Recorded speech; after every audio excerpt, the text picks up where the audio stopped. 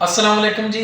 मैं थोड़ा वीर कारी अरशद कादरी, मेरे बहुत प्यारे दोस्त ज़िला लईद एक मशहूर शख्सियत बूटा शाकर साहब उन्होंने एक किताब लिखी दिलों च पंजाब वसदा।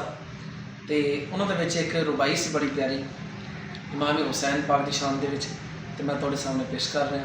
इंशाअल्लाह सुनोगे ज़रूर मज़ा आएगा। तुहानू दुरूद शरीफ दा नज़ारा पेश कर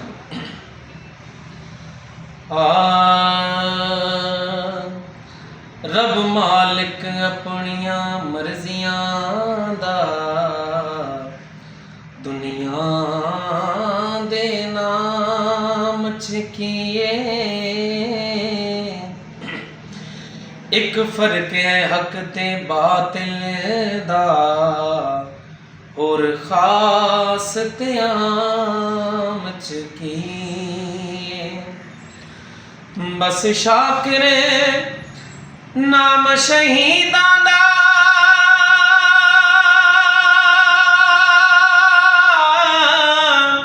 करबल ते शाम च कीए जे जिक्र हुसैन दा ना होवे पिछे दस इस्लाम च कीए पिछे दस इस्लाम च कीए